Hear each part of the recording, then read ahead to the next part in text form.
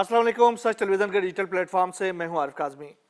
मशरिक़ वस्ता में Iran, America और Israel के दरमियान जारी जंग अब खामोशी किसी हद तक है, लेकिन ये खामोशी जो है वो किसी बड़े तूफान का पेश खैमा है, क्योंकि इस वक्त अमेरिका और इसराइल जो है वो बड़े पैमाने पर एक बहुत बड़ी जंग की तैयारी कर रहे हैं। और इसमें नेटो की जो ममालिक है वो भी इसराइल के हमनवा बने हुए हैं और मुसलसल इसराइल को आम जो है वो अम्यूनेशन जो है वो बड़े मकदार में पहुंचाए जा रहे हैं। कार्गोस वहाँ पर पहुंच रहे हैं, उसमें बंकर बस्टर बम्स से ले जाकर मुख्तलिफ किस्म के जो बड़े हार्मफुल जो हथियार हैं वो वहाँ पर पहुंचाए जा रहे हैं, जो कि इसराइल की जानिब से ईरान के ऊपर मुमकिना हमले के दौरान यूज़ किए जाएंगे। एक खास जो रिपोर्ट सामने आई है जिसमें ईरान को के ख़िलाफ़ इसराइल को इस वक्त जो इक्विप किया जा रहा है मिलिटरली अमेरिका की जानिब से ख़ासतौर पर, उसके हवाले से ये इतला सामने आई है कि कम अज़ कम $510 मिलियन के हथियार और गोला बारूद की फ़रोख्त की मंजूरी दी गई है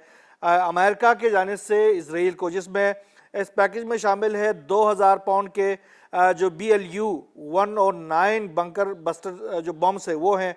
उसके बाद JDM 3845 गाइडेंस किट्स हैं और 500 पाउंड के MK82 जनरल बमों के लिए जो JDAM 3280 जो किट्स हैं वो शामिल है। और बड़े पैमाने पर जो वहाँ पर इस वक्त असला पहुँचाया जा रहा है और उसके अलावा है, और ये जो तैयारियाँ इसराइल की जानिब से की जा रही हैं वो ईरान के ख़िलाफ़ एक बहुत बड़े जंग जो कि आने वाले दिनों में या घंटों में या फिर कुछ दिनों के अंदर ये कार्रवाई की जा सकती है, इसके लिए माहौल बनाया जा रहा है और बड़े पैमाने पर माहौल बनाया जा रहा है। जो इतलात आ रही है मीडिया में ख़ास तौर पर ईरान के ऊपर हमले के हवाले से, उसमें ये कहा जा रहा है कि 3 मुख्तलिफ इसके फेसेस होंगे। पहले फेज़ में एक बड़ी कार्रवाई की जाएगी, अचानक से एक कार्रवाई की जाएगी, सरप्राइज अटैक किया जाएगा ईरान के ऊपर।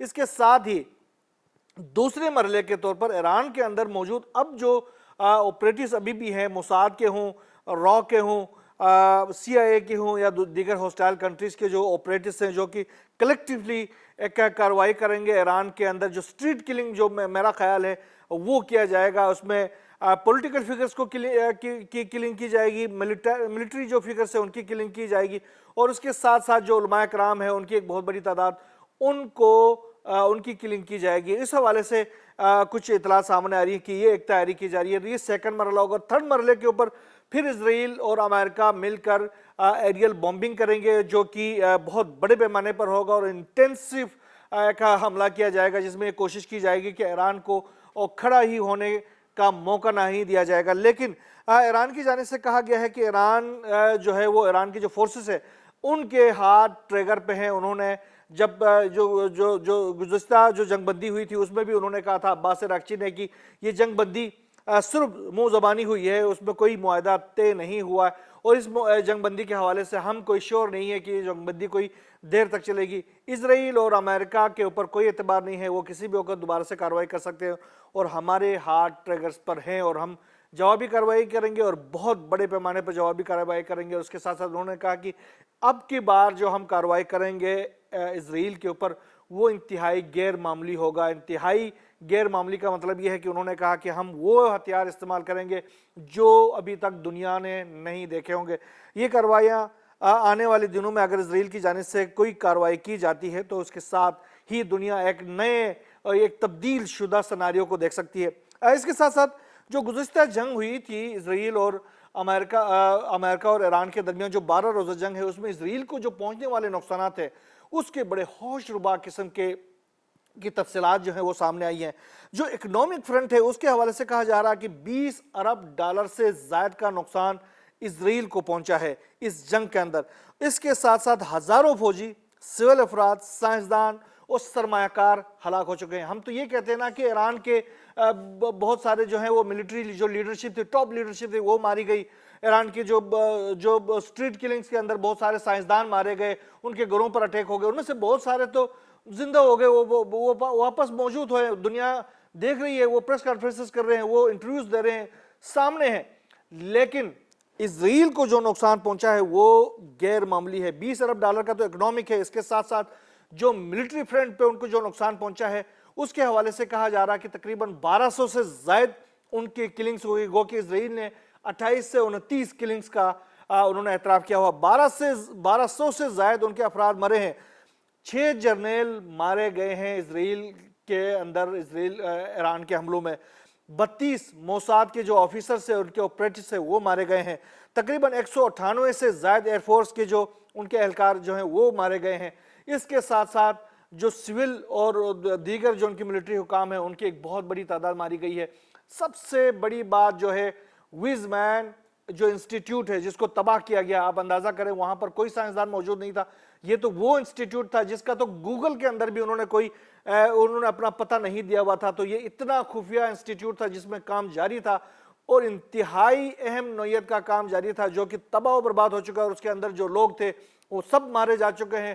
اب اسرائیل جو ہے وہ ان کو چھپا رہا ہے, ان کی کلنگز کو چھپا رہا ہے, ان کی ہلاکتوں کو چھپا رہا, لیکن جو نقصان پہنچا ہے وہ اسرائیل کو غیر معمولی نقصان ہے جس کا آہستہ آہستہ ابھی اسرائیل کی جانب سے اعترافات کرنا شروع کیا گیا ہے. اس کے ساتھ ساتھ جو ان کو جو اکنامک لاسز ہو گئے ہیں ان کے بھی اعترافات کرنا شروع ہو گئے. جو ان کی جو انفراسٹرکچر کے جو نقصانات ہو گئے ہیں وہ ابھی دنیا کے سامنے آنا شروع ہو گئے اور دنیا کے لیے حیرت کے دروازے کھل رہے ہیں کہ ایران نے کس طریقے سے اسرائیل کو تباہی کے دہانے پر پہنچا دیا. اس کے ساتھ ساتھ ایران نے جو کارروائیں کی ہے, لامحالہ ایران کو پہلے فیز میں اس طریقے سے کارروائی کی گئی تھی ان ممالک کی جانب سے, امریکہ اور اسرائیل کی جانب سے مشترکہ کارروائی CIA اور موساد نے. اب CIA اور موساد کے جتنے ایجنٹس ہیں ان کی ایک بہت بڑی تعداد کو انہوں نے اپریہنڈ کیا ہے, ان کو گرفتار کیا گیا ہے, اور ان کے میں سے متعدد کو پھانسی پہ چڑھایا گیا ہے, اور متعدد جو ہیں وہ ابھی بھی ان کے قید میں ہے. اس میں نہ صرف موساد کے ایجنٹس ہیں, نہ صرف CIA کے ایجنٹس ہیں, نہ صرف یوکرینین فورسز کے ایجنٹس ہیں, نہ صرف را کے بھارت کے سب سے بڑی تعداد میں ایجنٹس وہاں پر گرفتار ہوئے. اس کے ساتھ ساتھ افغانستان کے اندر جو آپریٹرز ہیں, افغانستان کے جو مہاجرین کی شکل میں وہاں آئے ہوئے ان کی ایک بہت بڑی تعداد گرفتار ہوئی ہے.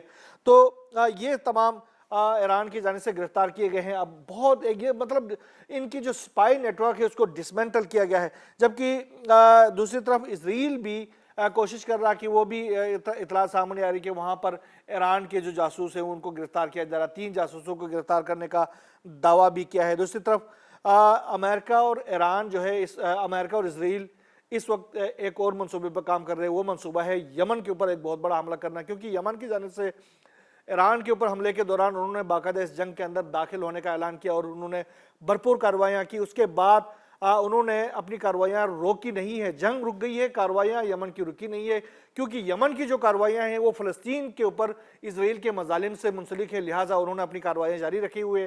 ڈیمونا کے اوپر جو گزشتہ حملہ ہے وہ انتہائی کاریوار ثابت ہوا ہے یمن کا, جس کے نتیجے میں ڈیمونا کو بہت بڑا نقصان پہنچا ہے, اور اس کے بعد اسرائیل اور امریکہ نے فیصلہ کیا ہے کہ یمن کے اوپر ایک بہت بڑی کارروائی کریں گے. اس کے حوالے سے یمن کی جانب سے بھی کہا گیا کہ ہم تیار ہیں, آپ آ جائیں, بسم اللہ, جو بھی ہوگا دیکھا جائے گا.